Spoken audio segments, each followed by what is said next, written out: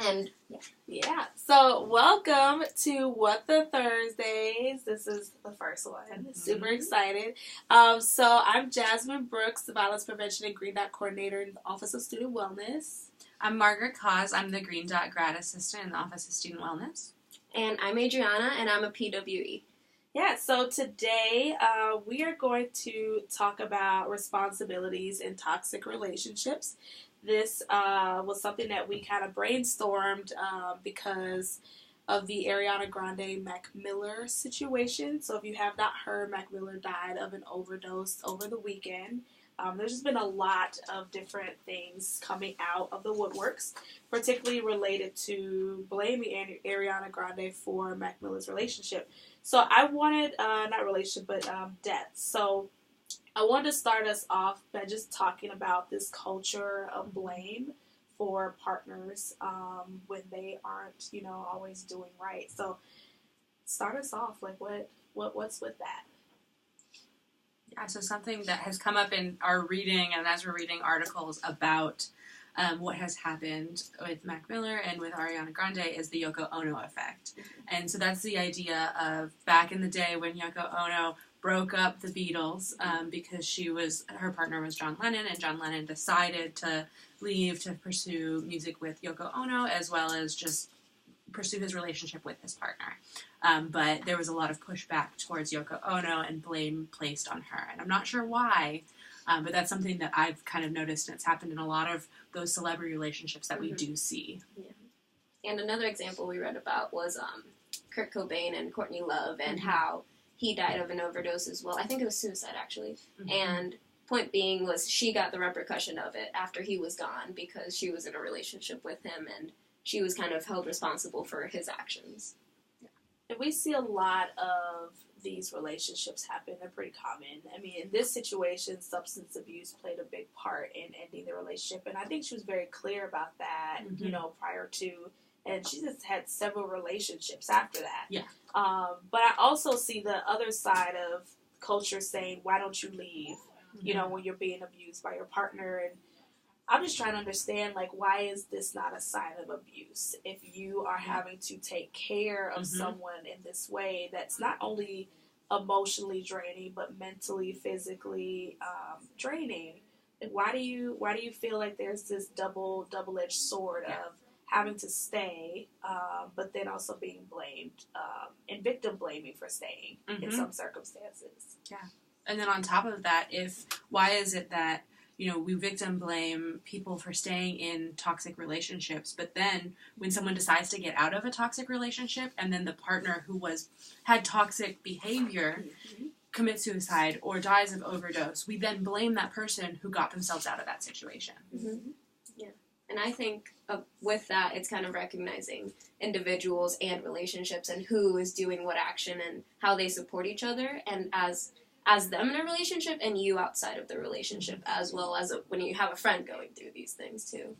Have any of you ever had to talk to a friend through some of these things? Like how has that worked out in the past for you as a bystander? So I haven't. I was a bystander with a friend who was in a toxic relationship, and it's something that I had seen the warning signs, but I didn't quite put them together, and it wasn't until a close friend of mine, there was a domestic violence incident with her and her partner, and she called the police, and I was there in the aftermath, but unfortunately, I think I unconsciously saw the signs, but never processed them, and that's something that, because of that situation and because of that experience, now I make sure that I really do look at the relationships that my friends are in and try and check in with them on their relationships if I do see behaviors that are red flags. Yeah, and those red flags sometimes, especially in this situation where Ariana was able to get out, we don't know all of the details of her relationship, but some things that you can notice is, your friend is consistently breaking up and getting back together. They're not themselves, so maybe they're showing signs of just isolation, depression. They may be very emotionally charged, maybe angry, and or the flip side, super apologetic. Yeah. You're also seeing that they have to check in with their partner for little things, like just the random get together. them having to always be their partner, maybe their phones are always on the hook, always having to check in. Is there any other ones that you all can think of? I think also when a relationship goes from 0 to 100, that can be a sign of, that can be a red flag. So what do you mean by that? So it can be like, you didn't know that these people were a couple at all, and then the next day they're as soon as like the following day they have pictures of their date to a frozen yogurt place, or they are always together, always doing like a 1 month anniversary with my boo, like those kinds of things, that they're being very public about showing what their relationship is. And that's not a bad thing to be very public about showing, but if this, if one person, if your friend that's in the relationship usually doesn't do that, that can kind of be a sign. I think more subjectively it'd be you knowing your friend and seeing them do things that are radically different from what they usually do, on the fly kind of thing, like from one day to another. Because people can change, but when they don't like one thing and they're suddenly doing another thing, and you're like, oh, okay, this is different and this doesn't seem like you, that would be a red flag. But that kind of comes to you knowing your friend and you really can't tell. Yeah. So thinking about stories like this, what impact do you see it having on our culture? Because clearly we're talking about it. Like, we are talking about it. I would hope the other spaces are talking about it. But what impact do you see with this blaming such a huge pop star? Like, she's the Mariah Carey of this generation, I could say. So what does that look like? What do you think it looks like? I think it's a lot of, if the media kind of spins it this way, or people comment on social media platforms that it's her fault. We're bringing attention to her, but not to her music or her career or her achievements. So it's more of taking that person and isolating them into this one incident instead of recognizing how far they've come because they're them. It's getting to know them through another situation, through another person, something they really didn't do. And it's kind of in a negative light if it is substance abuse or suicide or depression, mental health issues. Then she's kind of dragged into this, and she was a part of his life, but not in that aspect. Those are kind of another person's, their partner's struggles, not theirs. So I'll read something that Ariana posted. It says, how absurd that you minimize female self-respect and self-worth by saying someone should stay in a toxic relationship because he wrote an album about them. Which, by the way, isn't the case, just Cinderella is about me. I am not a babysitter or mother, and no woman should feel that they need to be. I have cared for him and tried to support his sobriety. I prayed for his balance for years, and always will, of course. But shaming and blaming women for a man's inability to keep his blank together is a very major problem. Let's please stop doing that. Of course, I didn't share about how hard or scary it was. What do you take from her words?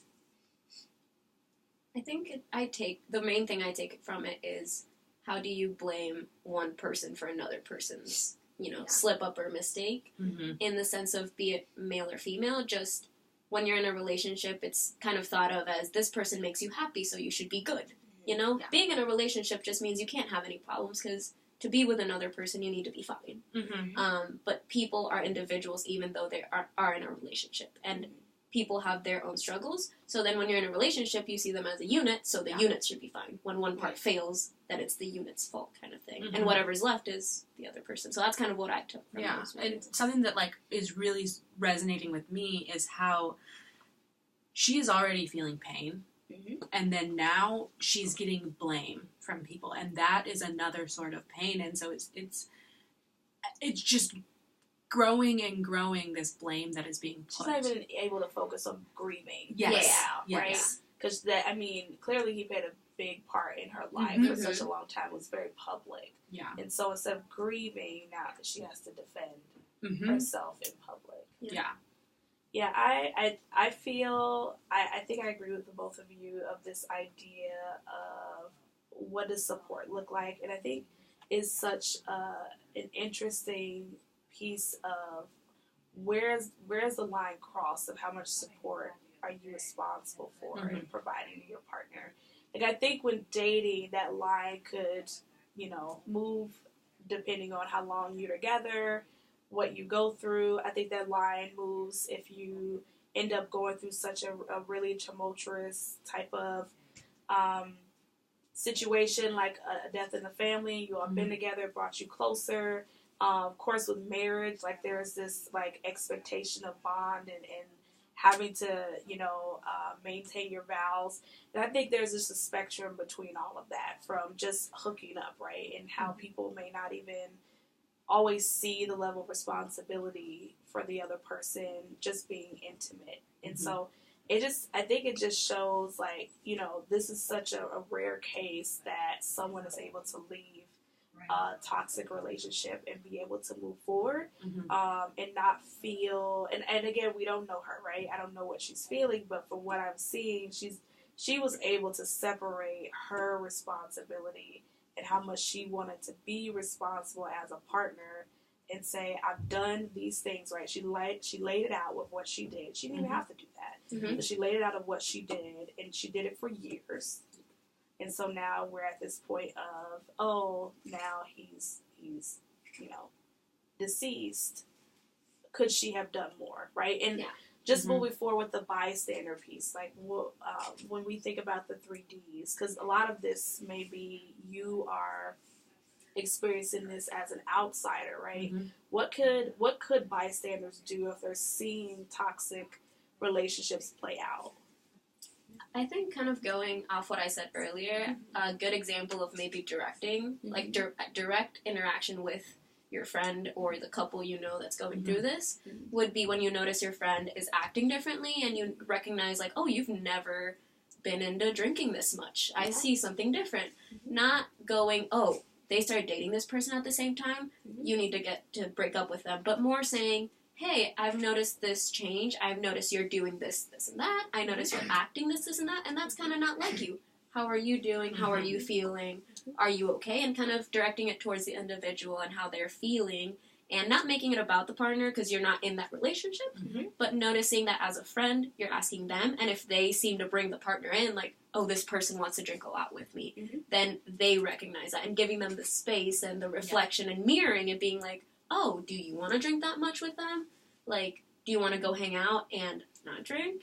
Kind of thing, and what you want. So being a good friend to them and having them realize that maybe this partner is toxic to them on their own. And approaching it in an understanding way instead of judgmental, because you have no idea what's going on. And I think tone is such a huge part in friendships, that how much you are asking them questions, if you have that relationship, to ask those types of questions, and maybe they're barriers to that, of like directly saying things, because as much as like that gets to the point and that can resolve all of like whatever is going on, there are barriers to, I don't want to harm my friend, I don't want to do some, make things worse. A barrier would be the friend responding, and the friend being like, well, I know I'm not hanging out with you as much. They get them getting jealous about it. Yeah. So that could be a relationship. Yeah, because you don't want to cut off help that could be you don't want to cause harm or cut off help. Yeah. By creating a defensive or judgmental situation. Yeah, definitely. Awesome. Part of directing it would be like not taking it personally when they refer back, and you're like, I'm trying to help them.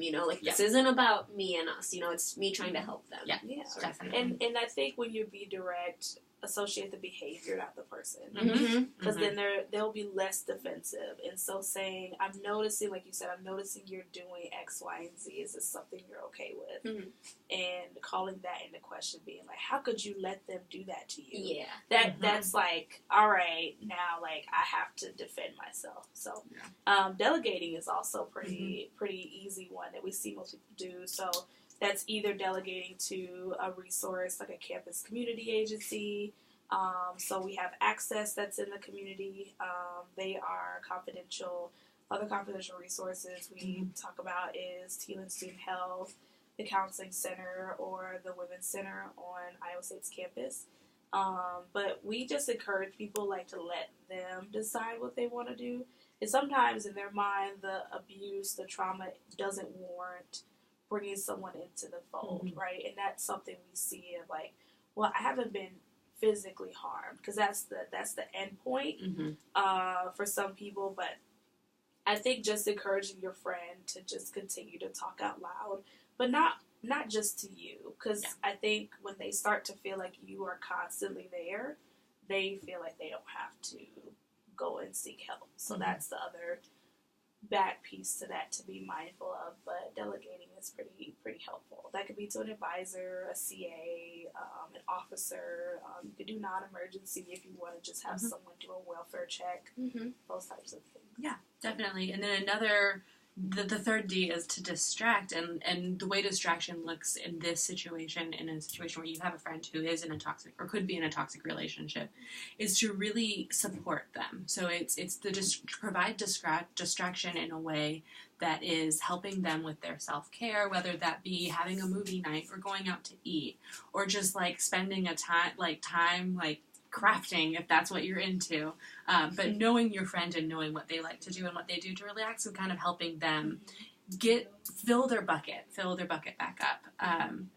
And then another way that you can distract is if there's an argument in the moment, kind of leading that trying to, dissipate that argument, trying to really bring the tension down, distract with, oh, this class that we have, or this class that I share with one of these, like, what do you think about that assignment? Or really trying, like, knowing them and knowing what's going to take away the tension, if that makes sense. Yeah. So, like, their mind, like, they're diverting it in some way. That makes sense. Yes. Perfect. So, Jazzmine, I had a quick question. Yeah. When you talked about delegate, I like how you mentioned telling the friend, like, encouraging them to speak out to others and not just going to the center and being, like, dropping names, like, this person's in a toxic relationship and I know it, go help them kind of thing. But more of, it does get kind of hazy when you're, like, delegate and, comes with confidentiality and, what you're related to. So kind of, how would you kind of advise somebody if, like, I come to you with a friend, like, my friend's in a toxic relationship, how do I delegate this, I guess? Yeah, what normally happens if you sit down, even with a non-confidential person, so like a police officer or any staff member on this campus, staff or faculty member on this campus, we just kind of listen to your story, see what information you know, and depending on what you know, depending if you are aware that this person is potentially going to be harmed, I think we start to contact folks like police, like student assistants to kind of get that person immediate help. But I would always say in any circumstance, I would hope that the information given to you is resources. And so that would mean access would be the easiest one, the safest one, the most confidential one. And they know everyone's policies. And so as far as like delegating for you as a bystander, I would say a couple of things of taking care of yourself. Because when you, just like we were talking about toxic relationships, there could be toxicity that gets residue that gets passed to your friendship, right? Of you having to always emotionally be there. And that feels very draining because you don't want your friend to go through that.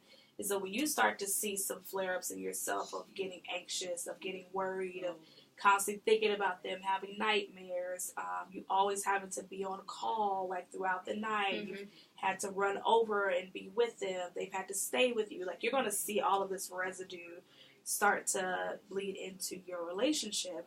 I would not let it get to a point to where now you can't even backtrack and now your safety is at risk. Because anytime you're exposing yourself to a relationship that is, trauma-induced, you can open yourself up to having some shared responsibility. And so to minimize that, you're seeing some of these behaviors that we talked about, it would be very important.